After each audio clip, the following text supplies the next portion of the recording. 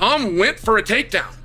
He never even attempted another takedown. What does that mean and why? I told you guys coming into this fight that there was a real possibility that Ciryl Gane was going to be a problem for Tom Aspinal. It's ridiculous. You get people like Chael Sonnen and so many people who are just like, man, why didn't he finish the fight? Well, he just sort of copped out, didn't continue. Chael Sonnen is facing major backlash after his recent remarks about Tom Aspinal sparked outrage across the MMA world. What started as casual commentary quickly turned into chaos, with fans and fighters blasting Sonnen for his disrespectful comments about the heavyweight star. To start things off, Chael Sonnen's reaction to the controversial Tom Aspinal fight quickly stirred up attention. Clearly frustrated yet conflicted, he expressed his anger over how things unfolded, acknowledging the unfortunate eye pokes but struggling to place the blame. His emotional response highlighted the chaos surrounding the matchup and the disappointment shared by fans worldwide. I'm mad.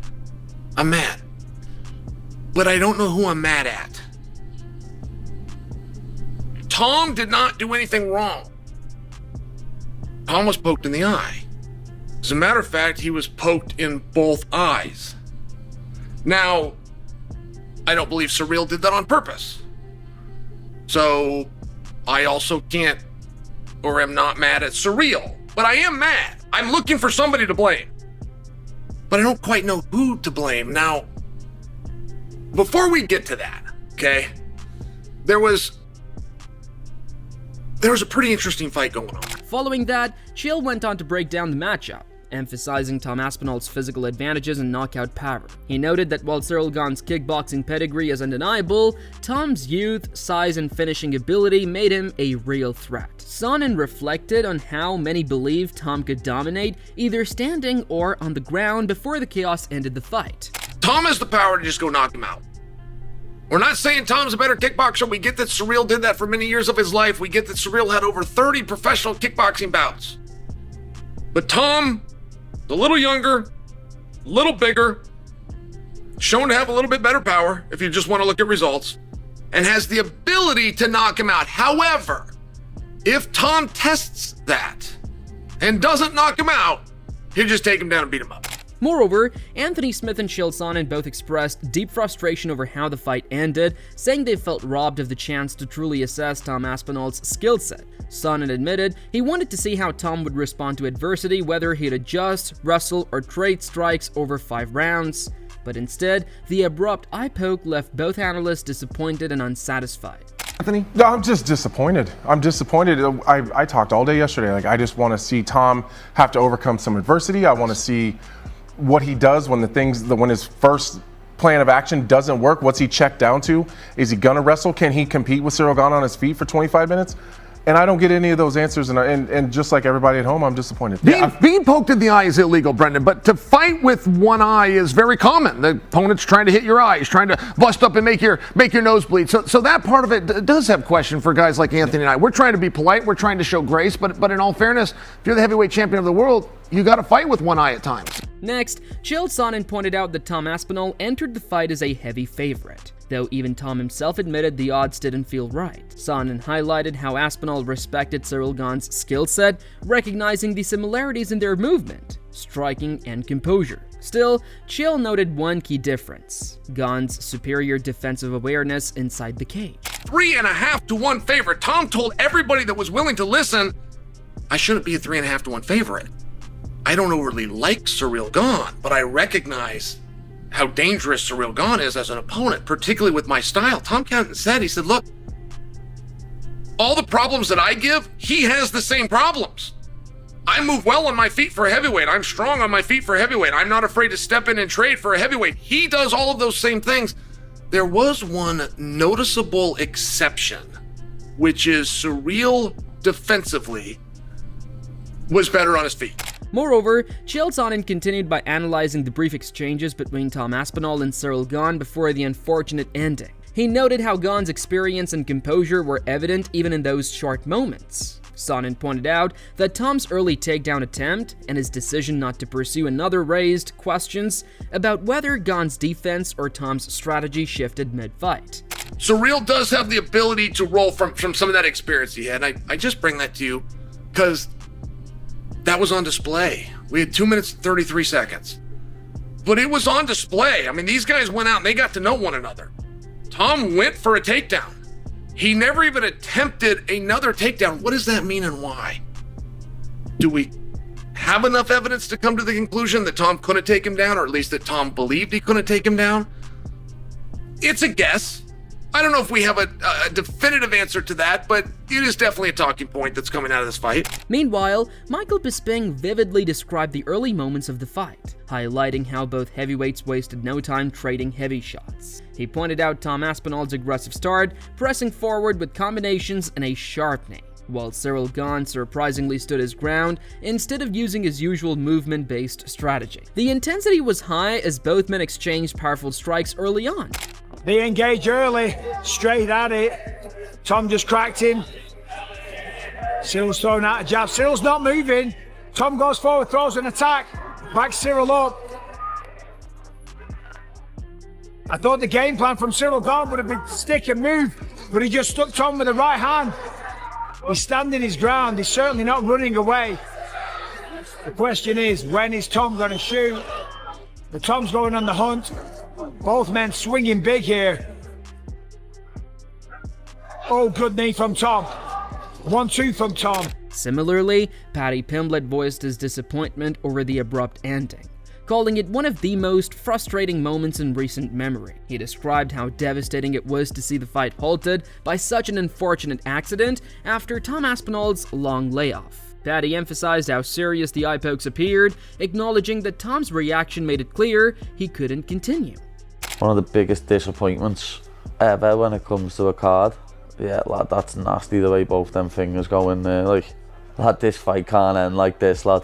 He hasn't fought in 15 months, lad, and then, lad, the way Tom's reacting here, it seems like he can't see, lad, so they're going to pull the fight. Continuing on, Paddy expressed how disappointing and anticlimactic the ending was, saying the fight absolutely needs to be run back. He felt it was shaping up to be Tom Aspinall's toughest and most exciting test in the UFC. While acknowledging the eye poke was accidental, Paddy still pointed out that changes to the gloves are necessary to prevent such incidents from ruining major fights. Anticlimactic as it gets though, John Anik, you are not wrong. I think they've got to run that back, lad. They can't not do that fight again. It was shaping up to be a good fight, the best test Tom's had so far in the UFC. Good for Tom, lad, yeah. Feel bad for Ciryl Gane too, even though it was his fault. It was unintentional, he didn't mean to do it. But still, it's his fault that the fight's not fucking continuing. You need to do something with the gloves, lad, so you can't do that with your fingers. In addition, Wade Clemens called the incident one of the most controversial moments in recent MMA history, emphasizing the massive fallout it will cause across the sport. He reminded viewers that despite all the hype surrounding Tom Aspinall, many underestimated how dangerous Ciryl Gane truly was. Wade noted that the fight's abrupt ending only deepened the debate about what might have happened. The most controversial thing that happened today, and the fallout from this will be one of the biggest things that happens in MMA. Tom Aspinall, Ciryl Gane. Okay, I told you guys coming into this fight that there was a real possibility that Ciryl Gane was going to be a problem for Tom Aspinall. As much as everyone had spoken about this being Tom Aspinall cutting through Ciryl Gane like a hot knife through butter throughout the entire lead up. On the other hand, Gabriel Varga defended Tom Aspinall against critics suggesting he quit after the eye poke, stressing that such injuries are far more serious than they appear. He explained that getting poked in the eye is nothing like taking a punch. It's an instant, debilitating pain that can completely shut a fighter down. Varga emphasized that in severe cases, continuing simply isn't possible. It's ridiculous. You get people like Chael Sonnen and so many people who are just like, man, why didn't he finish the fight? Well, he just sort of copped out, didn't continue. Let me tell you something about an eye poke. It is extremely different than getting hit in the head. And these are tough people out there, right? They can get hit in the head, they'll bounce back, they won't quit. I've got poked, I think 4 times now in the eyes. One of them was in a fight, where like Tom Aspinall is kind of like, oh, do I continue? What do we do? I'll tell you more about that in a second. But the other one's in the gym. When it goes in there, you just hit the floor. It's kind of like getting kicked in the groin. Is the only thing I can think that's equivalent of it. You can't fight through it. It's not like you can get up and be like, oh, okay, I'm just gonna shake it off or battle through. It's like getting kicked in the groin where you just hit the ground, you don't have another option. Those are obviously on very bad eye pokes. Similarly, the MMA guru responded to Dana White's post-fight remarks, echoing the shared frustration among fans and fighters. He pointed out that Dana called it a great fight with a shitty ending, perfectly summing up the mood. Guru highlighted Dana's acknowledgement of how brutal and unfortunate the eye poke was, noting that it left Tom Aspinall in visible pain and brought a highly anticipated matchup to a disappointing halt. Give us your reaction to the eye poke and the way it all went down. I mean, I feel the way everybody feels. Great showing, shitty ending, you know? I think that after the Jones fight, a lot of people wrote Cyril Gane off. Anything about the eye poke, Dana? Anything about the eye poke here? You know, it's tough. The eye poke was brutal. That looked like a disgusting eye poke that we saw there on Tom Aspinall. I'm not surprised. Anything along those lines would be good when asked what your thoughts on the eye poke stopping the fight were. He looked damn good tonight. Yeah, what? Cyril Gane looked damn good. And then we just move on. What are your thoughts on the eye poke and the way the fight ended and how it all went down? Yeah, I thought a lot. John Jones, listen, guys, John Jones, after his performance against Cyril Gane, a lot of people wrote him off, but he looked damn good tonight. Likewise, Luke Thomas summarized the chaotic outcome, noting that the bout was ruled a no contest after an accidental double eye poke ended it late in the first round. He pointed out that while there were glimpses of compelling action early on, the shocking finish overshadowed everything. Thomas bluntly described the situation as a complete disaster for both fighters and the division. Tom Aspinall versus Cyril Gane, there is no winner because it ends in a no contest, due to accidental double eye poke. They called the fight off at 4:35 of round number 1. Now, we did see a few things in the fight itself that I thought were pretty interesting. I will talk about them, but of course, we can't get to that yet, can we? Because we have to talk about what a f***ing disaster this was. Adding to that, Sugar Sean O'Malley praised how sharp Cyril Gane looked in the opening round, noting his clean jabs, footwork, and control of distance. He mentioned Tom Aspinall was pressing forward, but already showing signs of damage with a bleeding nose. Sean admired how both heavyweights moved with impressive speed and precision, calling it a beautifully competitive fight that ended far too soon. Cyril Gane was looking so good in that first round. Tom Aspinall's nose was bleeding. Cyril was landing with that jab. I got a heavyweight. You go in there, and a lot of the times a heavyweight, you see you guys not really engage too much because it takes one punch, especially from two big punches like that. And Tom was kind of pushed, like coming forward. Cyril was landing beautiful jabs, circling around. He won that round. Both those guys, for being heavyweight, can move so well on their feet. God, that was going to be such a sweet fight. And I thought Tom was going to go out there and kind of run through Cyril. That was going to be a very interesting fight.